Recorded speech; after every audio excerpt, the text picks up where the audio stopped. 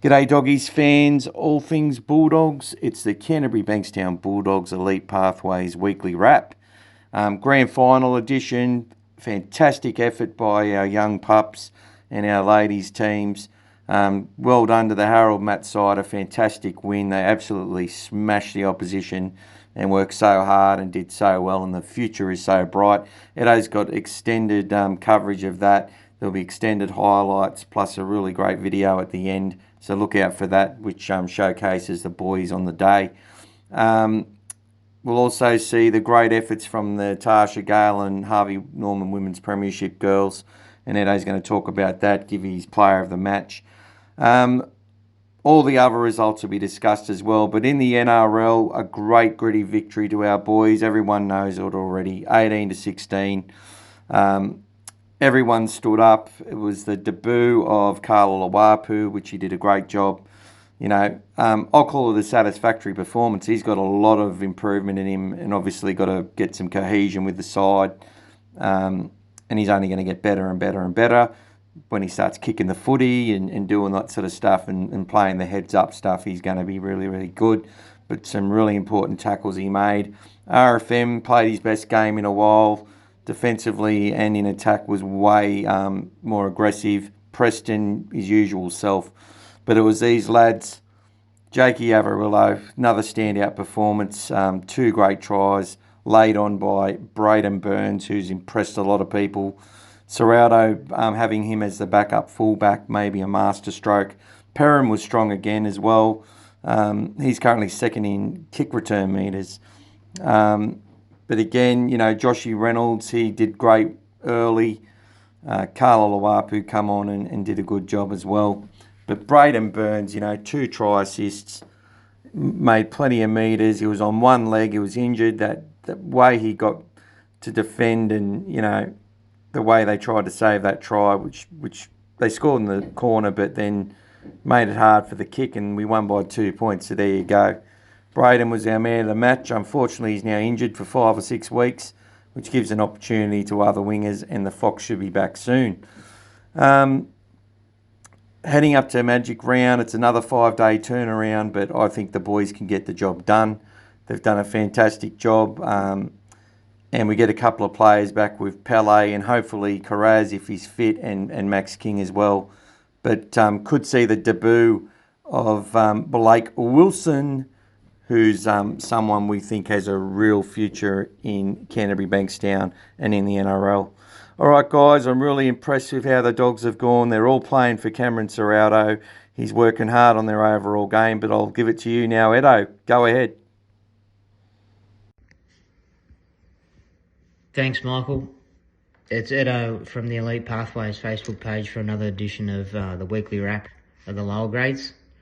And we'll start at the top with the NRL just for the results. I'm sure you've gone into detail on that and look forward to hearing that. NRL Bulldogs won 18-16 over the Dragons. Such a great win considering all the injury concerns. Really backs to the wall performance. Very proud the way they played. In New South Wales Cup, we beat St George 22-12. That was prior to the main game in Wollongong. Cole Flanagan actually played hooker in that game, and there was tries to Blake Wilson, Josh Kaladi, Eli Clark, and Caleb Rajab. This weekend, they play the Raiders as part of the Cup Magic Round. So there's 3 games on in Blacktown on Sunday, and they're the 1 p.m. game, the middle game.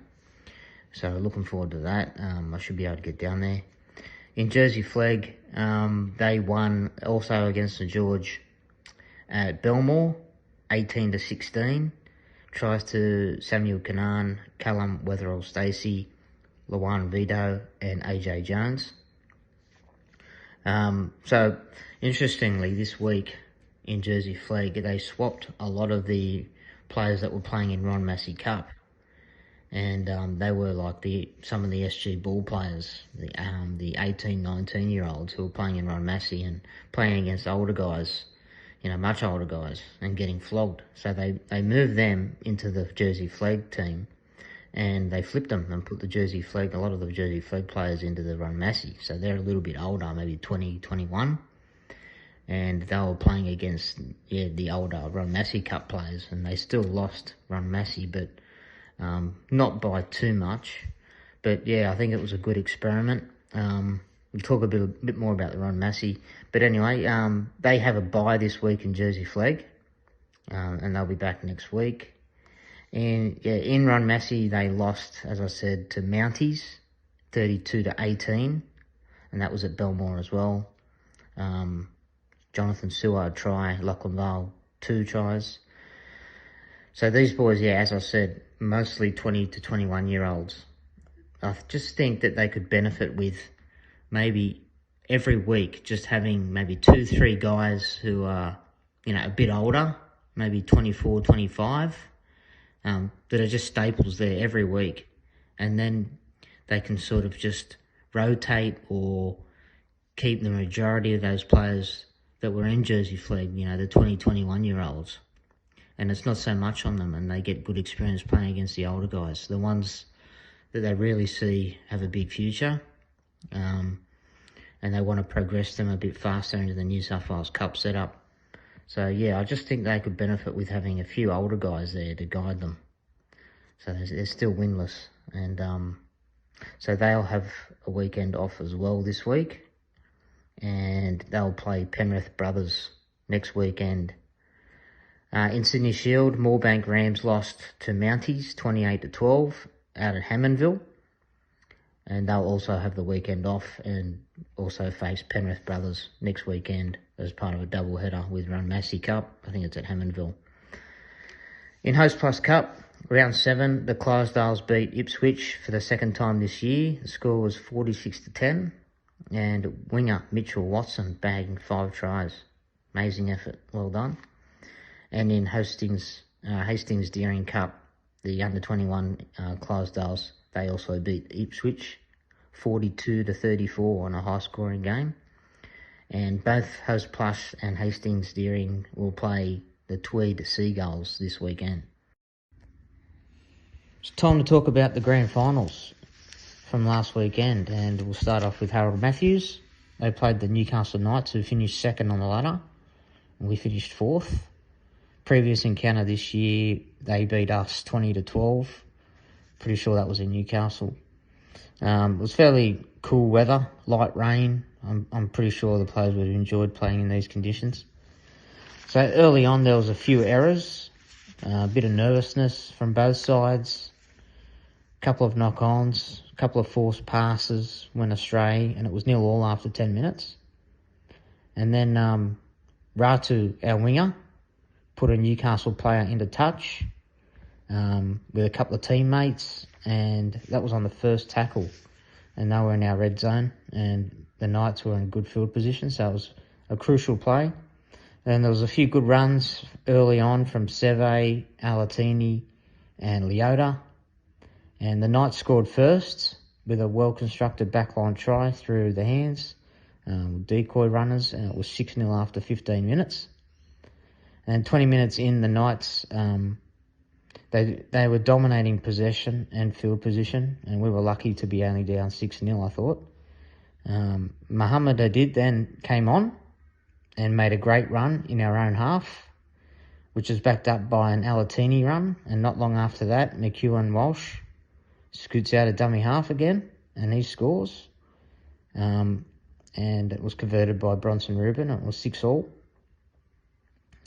Then Bronson Rubin was tackled high not long after. He took the 2 points, and we were up 8-6 at half time.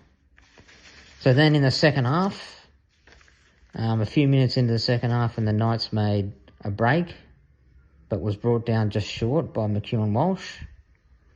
And then they knocked it on from dummy half. And the first 10 minutes of the second half was dominated by defence, both teams. A few try savers, cleaning up in defence, preventing, the opposition from scoring. Good kick pressure. One kick was nicely taken by Raku, and the Knights, they actually dropped one of our kicks. And the Dogs scored by a try by Hadid. It started with a great run from the fullback at that time. McCloof had come on. He'd just come on for McEwen Walsh, who had moved to dummy half again, like they've been doing in previous weeks. And on the back of McCluth's run, they linked up with Mabani, and Hadid ended up scoring, and the Bulldogs are up 12-6. The Dogs then defended their line well for a period, and they were up 14-6 with about 12.5 minutes left. And the Dogs received a penalty on the last tackle, and yeah, it was a big call, and it took us well into the Knights' half. And then a wonderful kick by, a wonderful try by McCluth, sorry. He was bouncing off defenders to score, and we went up 18-6. Oliver Smith, or Oliver Smith, I'm not sure how you say that, but he came back onto the field, and he was making some good meters through the middle. And Bronson Reuben converted from near the touchline. It was a great kick, and it took us 20-6 up. And then a beautiful kick by Mitchell Woods, placed well, just short of the Newcastle try line, and Raku took the kick in the air and scored, and it was 24-6. And Reuben made it 26-6. And then Reuben ran from dummy half not long after that and found Woods, who swerved and stepped his way to the line. And Reuben converted that, and ended 32-6. Bronson Reuben kicking 5 from 5, a good day with a boot. So yeah, it was a fantastic performance. They started a bit slow. Both teams struggled, but the Knights started to take control, and then we fought back into the game. And it was a fantastic effort from the whole side. A lot of good performers. Woods, Alatini, McCluth, McEwen Walsh. But the Hadid, Leota, Smith, all played well. It was a real team performance. Probably give the man of the match to Mitchell Woods. And I agree with, I think the match officials, or the people judging the game, gave the man of the match to Mitchell Woods, and it's hard to argue with. He was outstanding again. But as I've mentioned before, I thought McCluth had a really good game, as did McEwen Walsh, and a few of the middle forwards again. Just started to dominate and allowed our backs to run off the back of it. So it was a fantastic performance. Congratulations to the team and the club. I think it's been over 10 years, maybe 2011 since we won it. So it's been a stretch, and really happy for them. All right, on to the next one. So on to the Tasha Gale Cup Grand Final. And it was us first versus the Roosters second. They actually hadn't played each other throughout the season to this point. Hence why both teams were actually going into this game undefeated. So it was definitely a worthy grand final.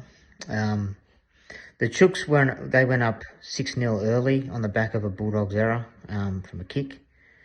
And Bari had a great start with some good runs and some good hits in defence. Finau got a try, and she converted her own try to make it 6-all after 10 minutes. And then not long after that, Hooker Tali Dennis put a grubber through for herself and regathered to score. A great individual try. Finau made it 12-6. And then it was a bit of a comedy of errors from the restarts for the next 10 minutes. The Chooks kicked out on the full, and a minute later the Dogs made it 18-6 with Kapua barnstorming over, shrugging off a few defenders. And then that was after a quarter of the game. And then not long after that, Smythe knocked the ball on from the restart, another restart, and the Roosters scored, and it was 18-12. And then a complete reverse from the restart, and the Chooks knocking on. And then after that, Aros scores out wide to make it 22-12, and it's 7 minutes from half time. And then, not surprisingly, from another restart, the Roosters finding touch after kicking off, and they got the possession back. But it was good defence from Pasicala, who prevented the Roosters from hitting back with some good online defence. And then to end the half, the Roosters got 3 penalties from deep within their half, which gave them great field position, and they got one just before halftime, which was a bit of a coach killer, and it made it 22-16 at the break. To start off the second half, the Roosters scored pretty early after halftime, after the Dogs failed to clean up a kick, and the Roosters were now 2 behind. It was 22-20.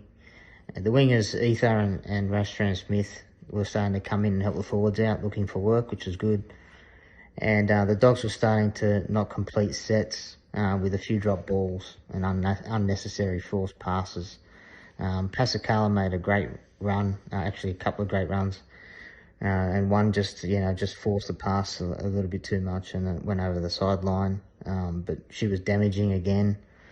We had an opportunity off a penalty, but again, off in our early attacking set, we lost the ball, hitting it up, and the Bulldogs continued to put pressure, were put under pressure with our defence just hanging on several times in that second half, and the Roosters went ahead with 5 minutes to go after we were forced into error to prevent a try scoring situation, and the Roosters now led 26-22. We pressed hard in the last minute and a half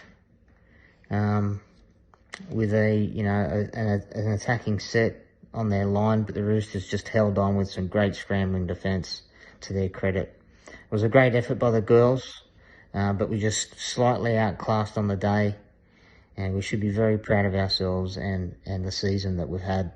And I'm already looking forward to the preparations for next season. It's exciting where that team is heading. On the day, I thought some of our best were Abby Aros, the fullback, Mahoney, Fusi, both the wingers, Eddo and Rastran Smith, played their part. Tali Dennis out of dummy half, tackling, non-stop, and a great individual try. Second rowers, Kapua and Fanel, always are a handful, and they ran some good lines. Up front, Bari and Pasakala were a handful as well, and they made a few tackle breaks and some good hits. So a great team performance. We're just a little bit outclassed on the day, like I said, but they should be very proud of the way they performed throughout the season. So on to the grand final in the Harvey Norman Women's Premiership to finish off, and this was against Mounties, who finished 3rd. And we finished 4th in the regular season. They previously played us in the last round of the competition and beat us 36-4. And that's when we rested a lot of players to get them right. And they had a few niggling injuries, and we anticipated to get them, ready to go for the finals.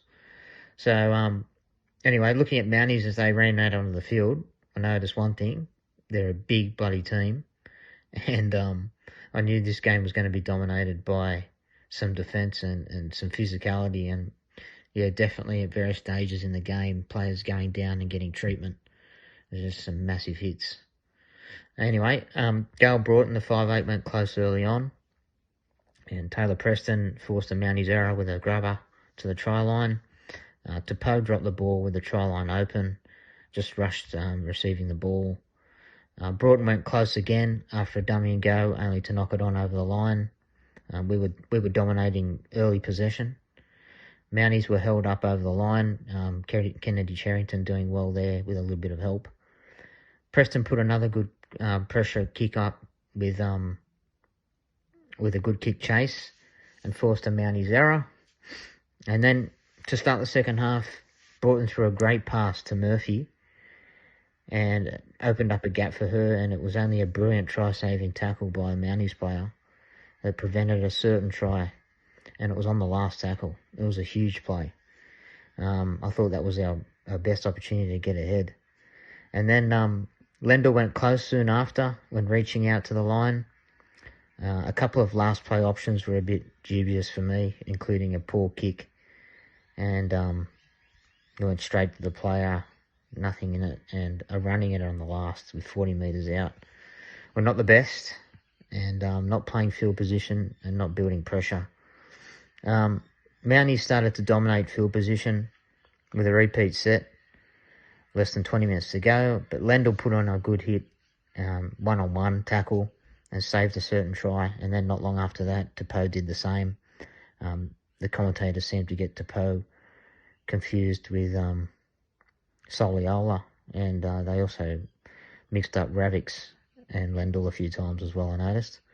But anyway, another mistake after getting good field position, and it had all been down our end, and we got down there into their half and made another mistake with about 15 minutes to go. Rafstrand Smith came off the field injured. She was doing well in defence, and Mounties received a penalty, which I couldn't work out was for, with 10 minutes left, and it was still 0-0.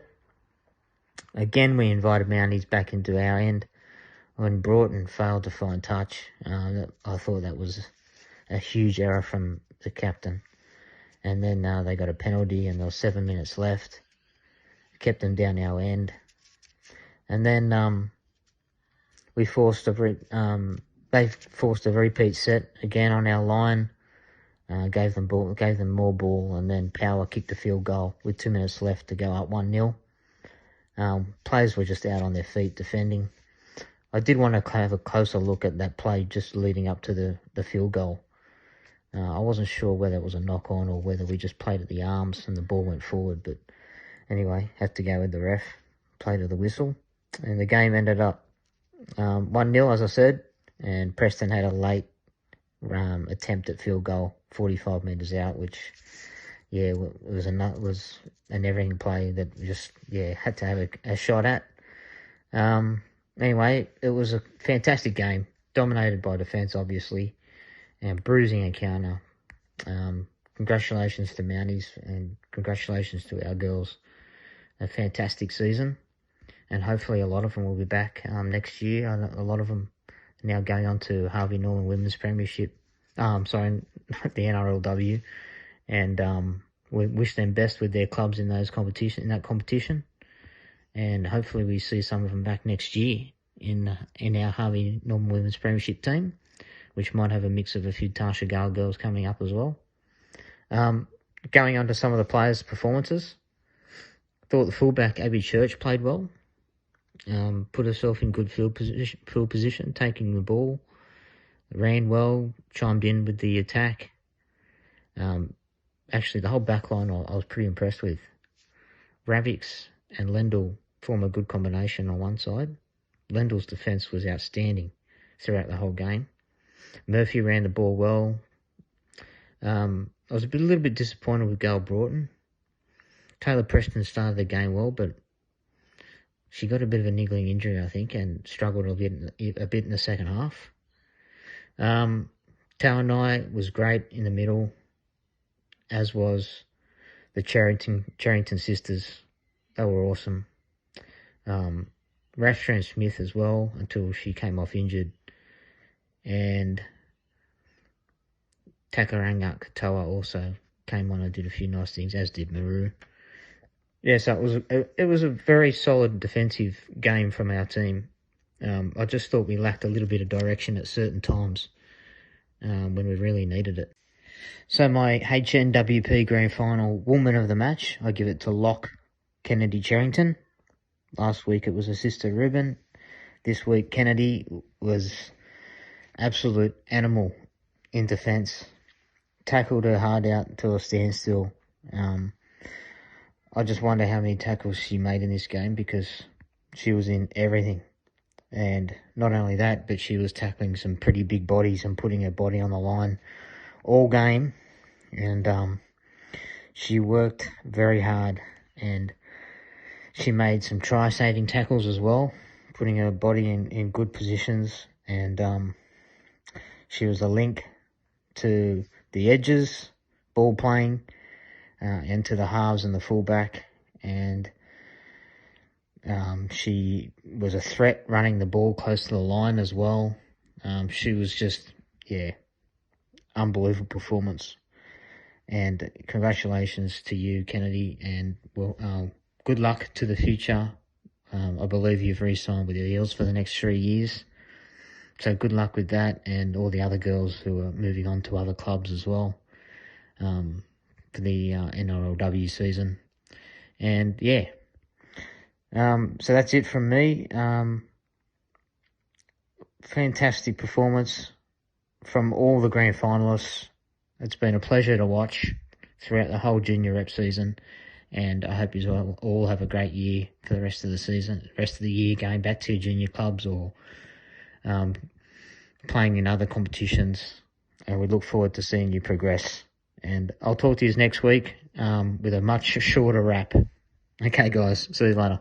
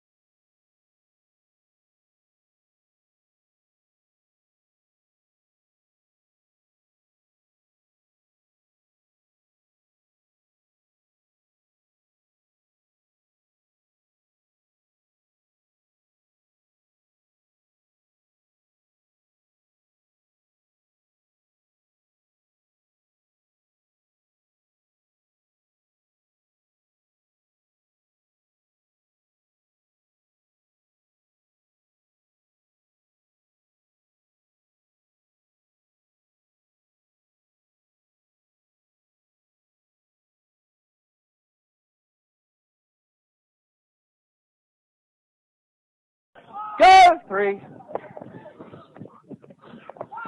Happy with the pass? The pass is good and touch fine. Yep. Last one's fine. Good there. No. Hold! Go! It's 1. Outside, through.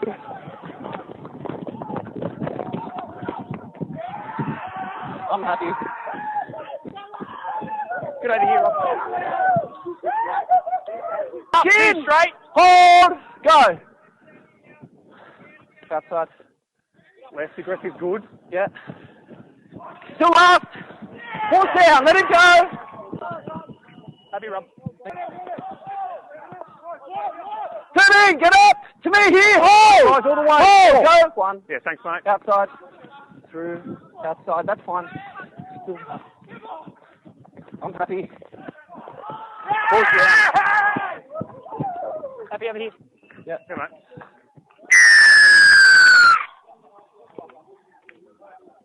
Go to outside. Through. It's fine. Happy. I'm happy here, mate. Boys. Hold, go! Last. Nothing late. I'm happy, All good.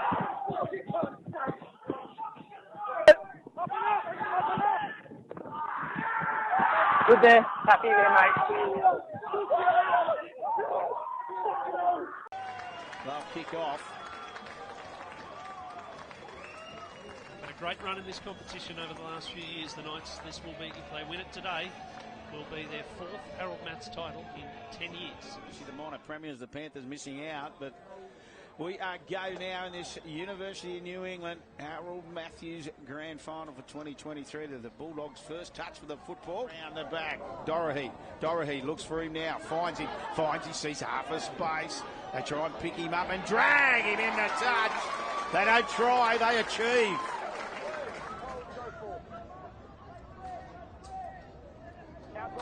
Loza, room to move. Atano will score in the corner.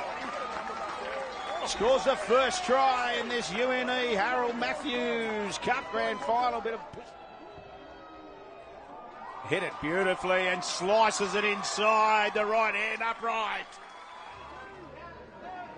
Good footwork at the line. Another strong carry. Just made his way onto the field. That did. It's behind Muhammad Hadid. Hadid, there's the big dummy, making room to move. Oh, he's tripped over.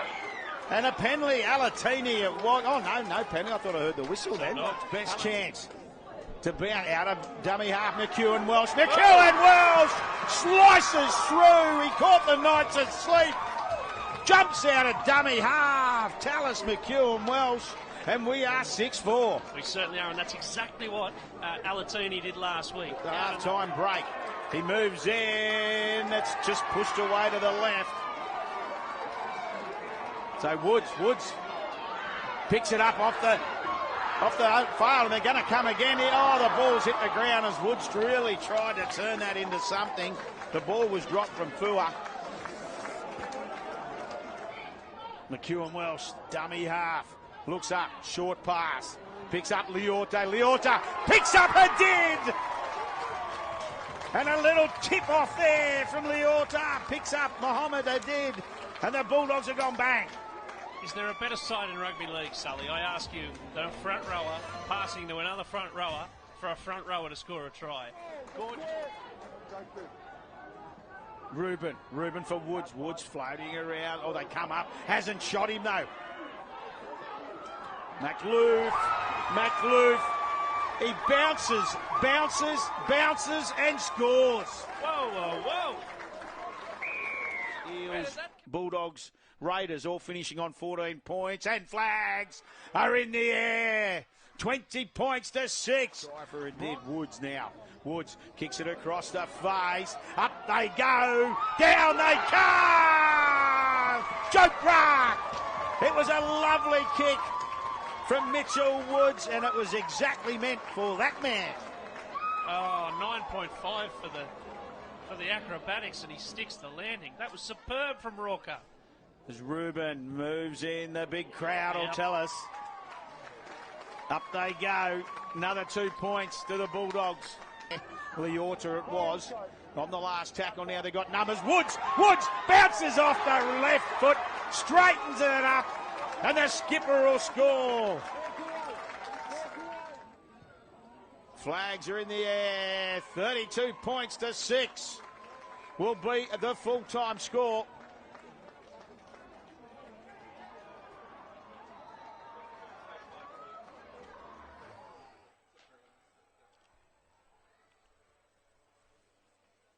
Now, the coach just got wet.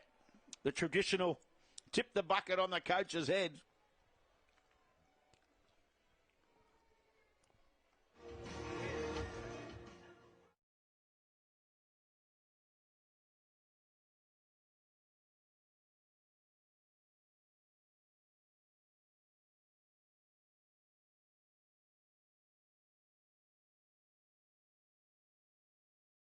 The two undefeated sides meet here for the first time this year in the grand final. And the amazing thing is that their points differential was the Canterbury-Bankstown Bulldogs 232 and the Indigenous Academy Roosters 224. 8 points separated it in their points for and against. So it'll be the Roosters that get us under the way. 30-minute halves, of course. He's just in position. Oh, they come to the left.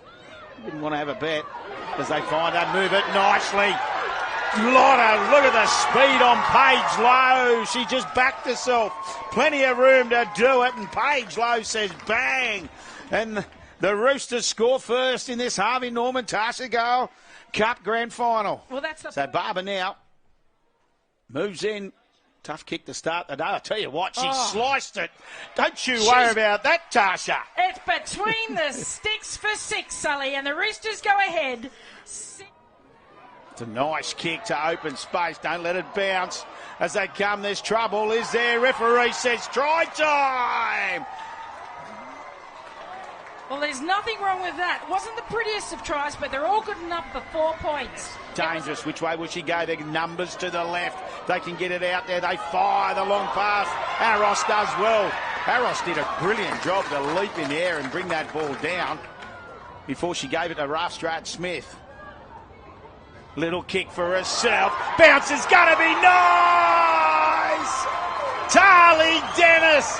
She puts the boot to the ball. Gets the royal bounce. and scores. Right, but now they're going to have to do a lot more of it. There's the ball playing again, rolling in. Kapua will back herself. 1, 2, 3, goes herself and scores through the big dummy. She hit the ball at speed and the Bulldogs are yapping. Wrapped up only a metre away. Adams the dummy half, short pass. Papali'i hits a beautiful underline and scores.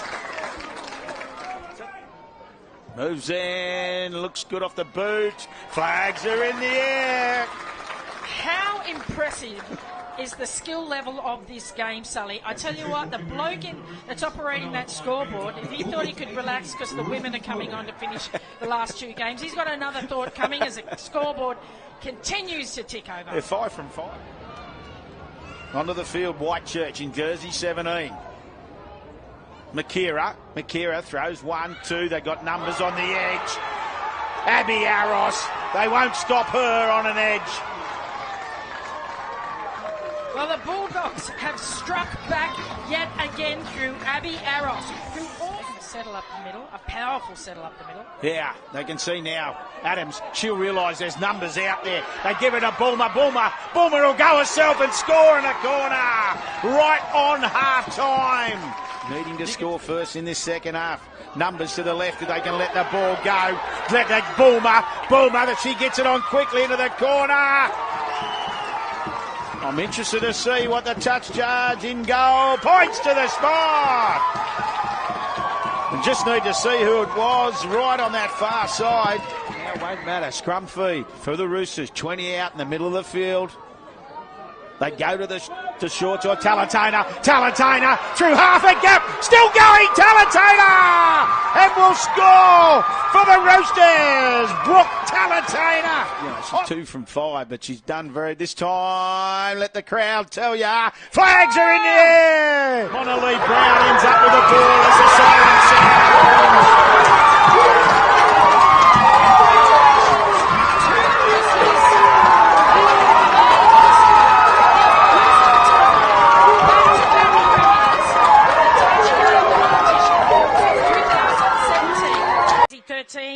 Amina Kunjin 14. Albert Jones will start in the lock position wearing jersey 15. We have Teria Matua, Sophie Carter, Eliana Walton, and we have Tiriana Anderson as the concussion sub. Sully? The Canterbury-Bankstown Bulldogs, as the Bulldogs have made their way onto the field. The 5 will be Abby Church, the 2 Georgia Ravics, the 3 Mahalia Murphy, the 16 Shanae Lendl, the 4 Saracen Oliver will be the 18th player, the 6 Gail Broughton, the 7 Taylor Preston, the 8 Angelina Tekaranga Kotoa, the 9 Ruben Cherrington, the 15 Alexis Toa Niai, and Taylor Preston. Great kicking game and organisational skills on the pair of them. Yeah, referee Ryan McAuliffe. We stand by Lachlan Greenfield. Touch judges William D'Amato, Gage Miles, and in goal Rhiannon Bogue and Rami Abu Mansour as the Bulldogs. They'll get there first. The first touch of the football after a mistake from the Bulldogs. Power, short pass from Matua, and Matua's knocked it on. And Rathstrand Smith with the ball right now, but met up with some solid defence. Picks it up from the back. Finds Church. Church beats one. Looks like first contact. Bit high there on Abby Church. Look up, they pop it out the back for Preston. Preston's got time now. Just puts the grubber through, charging through, being kicked off, might be in front of the kicker. Has to be a penalty to the Bulldogs, and is. She's dangerous, isn't she? Talker. Can she still going? We've been waiting for her just to go bang. Team things. Preston once again getting the football in her hands. She has touched it plenty of times. Up it goes. Knocks it on. Georgia Ravics there with the feed. Charrington picks it up, finds Preston. Preston look for Broughton. Broughton out the back. Goes for Church. Church trying to slice through. Preston. Church, ball's knocked on. Georgia Ravics, it was a low pass.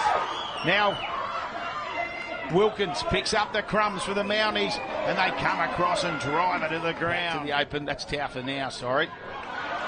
Roberts. Here she is, Tauber steps off the right, she gets past Church. Well, Nika Wilson comes into the dummy half role for Ruben Cherrican. Broughton finds Murphy. Murphy steps off that left, still going, catches. Oh, she's wrapped up. Tackle. She'll take the ball now. 10 out, scooting. Can she get the ball now? She's knocked it on. It's going to be the call from the referee. He was right there.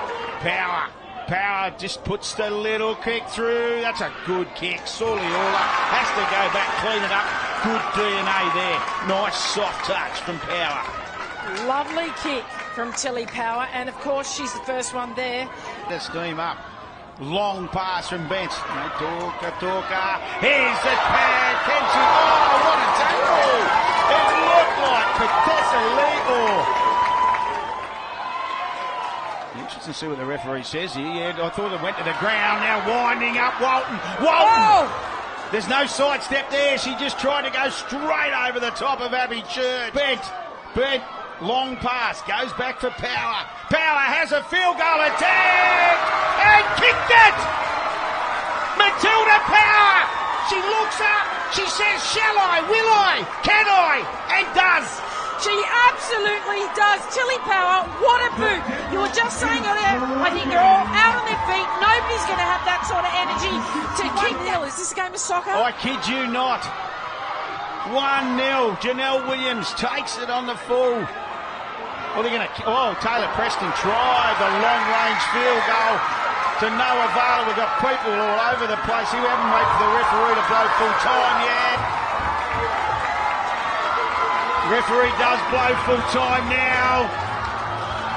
And the Mounties are 2023 Harvey Norman Women's Premiers. Absolutely, and look at them celebrating. Look, the scoreboard might just say 1-0. It may sound like it wasn't an exciting game, but if you were here along with us, you know full well the excitement meter was way up there with this great display. Fantastic grand final, and the Mounties, well-deserving winners.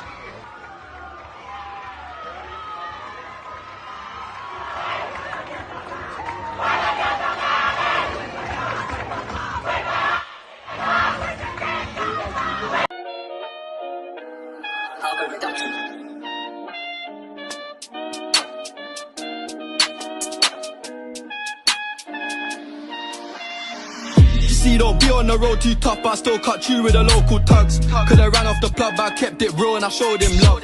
Lil' bro got the poker tucked, where we grow up is so corrupt. Fancy me on the block, go nuts, I'm not in my bag, I'm loading.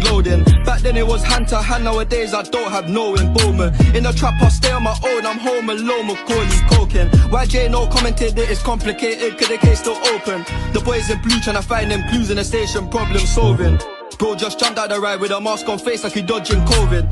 Jumped off the porch and went my own way, no way I don't owe no orders. Free all the guys and rest in peace to all of the fallen soldiers. The world full up of impactive distractions, so we all lose focus. I think out loud, what comes out my mouth, I can't control it. Live yours on a chain, I'm sold it. Soon come out with a custom clothing. Fuck's sake, you must be joking. Sid's outside of the cup patrolling. How did they know about the ins and outs? Somebody must have told them. See, don't be on the road too tough, but I still cut you with the local tugs. Could I ran off the plug, but I kept it real and I showed him love. Lil' bro got the poker tucked, where we grow up is so corrupt. Fancy me on the block, go nuts, I'm not in my bag, I'm loading.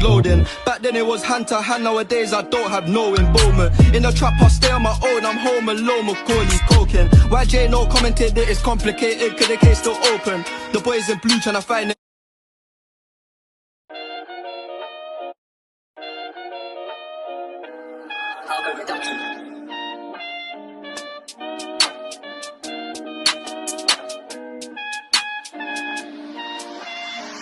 See, don't be on the road too tough, but I still cut you with the local tugs. Could I ran off the plug, but I kept it real and I showed him love. Lil' bro got the poker tucked, where we grow up is so corrupt. Fancy me on the block, go nuts, I'm not in my bag, I'm loading. Back then it was hand to hand, nowadays I don't have no involvement. In the trap I stay on my own, I'm home alone, Macaulay coking. YJ no commented that it's complicated, cause the case still open. The boys in blue tryna find them clues in the station, problem solving. Bro just jumped out the ride with a mask on face like he dodging COVID. Jumped off the porch and went my own way. No way, I don't owe no orders.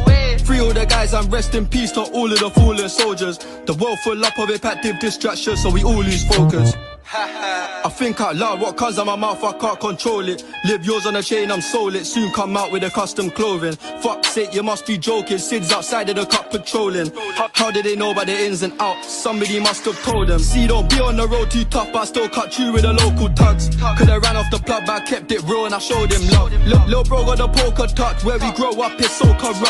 Fancy me on the block, go nuts. I'm not in my bag, I'm loading. Back then it was hand to hand, nowadays I don't have no involvement. In the trap I stay on my own, I'm home alone, Macaulay's coking. YJ no commented that it's complicated, cause the case still open. The boys in blue